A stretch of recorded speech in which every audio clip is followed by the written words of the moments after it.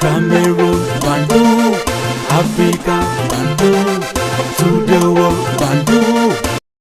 Ils sont en train de tout faire, les amis, pour que le match Cameroun-Namibie ne se joue pas à Garoua. Oui, ils font tout.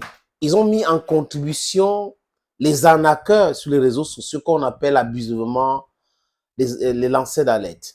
Ces lanceurs d'alerte qui écrivent les scénarios pour pouvoir diligenter la pensée de certaines personnes. Mais heureusement, les amis, que les gens sont beaucoup plus intelligents aujourd'hui. Les gens ne se laissent pas manipuler. C'est vrai qu'il y a encore des naïfs qui croient à tout le narratif, tout ce qu'ils racontent. Vous savez, il y a des gens comme ça qui aiment écouter ce qu'ils ont pensé. Donc, s'ils pensent négatif et que quelqu'un vient de réconforter dans leur négativité, ils se disent, oui, voilà, j'avais même pensé comme ça et autres. Est-ce que ça vous aide dans votre progrès social? C'est la question que je me pose. Est-ce que ça vous aide dans le progrès familial, intellectuel et autres? Donc, on peut mettre tout ce qu'on veut là, dans cette réflexion, les amis. Il faut se poser des bonnes questions pour pouvoir bien avancer. Pourquoi on dit que le ministère, ou pourquoi le ministère insiste que tous les matchs devraient se jouer à Yaoundé? Vous savez, là, il faut regarder loin le recrutement de Marc Brice. Comment est-ce que ce monsieur a été recruté? Est-ce que les textes ont été respectés? Parce que quand vous entendez l'État est debout, l'État est debout, l'État, ce n'est pas Moelle Kombi. Moelle Kombi, ce n'est pas l'État. Même Paul Biya, ce n'est pas l'État. Le Premier ministre, ce n'est pas l'État. L'Assemblée nationale, ce n'est pas l'État. Ou les assemblées, la chambre haute et la chambre basse, ce n'est pas l'État. L'État, c'est tout le monde. L'État, c'est tout le monde. C'est le gouvernement. C'est le peuple. Donc, cet langage, cet abus de langage, l'État est debout. L'État, c'est un monstre froid, les amis. Ça explique uniquement ou simplement l'idée de la dictature très avancée. Let me just put it that way. L'idée de la dictature très avancée pour mater le peuple.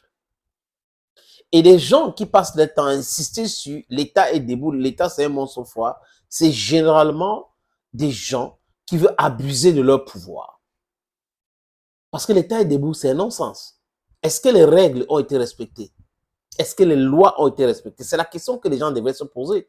Et on devrait discuter on a legal basis. We should be arguing, we should debate on legal basis. What did the law say here? Did we respect it or not? Why didn't we respect it? Those are some of the important questions we need to ask ourselves instead of saying that l'État est debout, l'État est ceci, l'État est cela. Les amis, j'apprends aussi que c'est parce que au niveau de ceux qui luttent contre Eto'o pour pouvoir imposer et rendre, imposer les desiderata et rendre la FECAFO d'une coquille vide, c'est ce qu'ils veulent, ils n'ont plus d'argent. Ils n'ont plus d'argent pour continuer ce combat. Et si les matchs se jouent à Yaoundé, ils peuvent jongler. Mais si ça se joue à Douala, il faut avoir du liquide. Si ça se joue à Garoua, il faut avoir du liquide.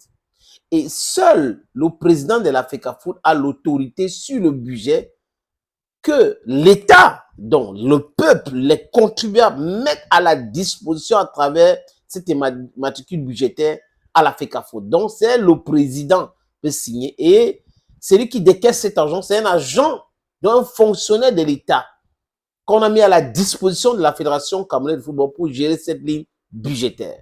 Et comme nos amis du MINSEP n'ont pas accès à cet argent, ils ont essayé les différents tours de passe-passe pour pouvoir contrôler cette entrée. Ça ne donne pas, les amis, parce que les lois sont les lois et non les loisirs. Ça rend l'équation très difficile pour eux. Donc, ils veulent que le match se joue à Yaoundé pour pouvoir gérer certaines choses. C'est pour cette raison que vous les voyez dans cette basse manœuvre de envoyer Transuniversel Voyage écrit à la Fédération camerounaise de football. Une structure qui devait dire la vérité, que son procès contre la FECAFOOT s'est tourné au vinaigre pour elle. Elle a donc perdu. Et pour ceux qui ont un certain bon sens, ils devaient se poser la question. Qui a enregistré cette structure? Cette structure a été enregistrée ou les matricules de la structure, c'est au nom de qui? Et la personne là est liée à qui? Posons-nous de vraies questions. La société transuniverselle voyage appartient à qui? Quand on a fini de poser cette question et que si on trouve une esquisse de réponse à cette question, nous allons comprendre comment la mafia est mise en place maintenant pour pouvoir attaquer et fragiliser la Fédération camerounaise de football. La vérité triomphe toujours. Et ici, nous sommes dans la vérité. Même si nous sommes seuls à pouvoir prouver que nous sommes dans la vérité, les amis, on va rester comme ça. On ne va pas embrasser des choses juste parce qu'on veut faire plaisir aux gens. Non, on n'est pas ici pour plaire aux gens. On est ici parce que nous sommes animés par la quête à la justice. We want justice. We want logic. We want truth. La vérité, les amis.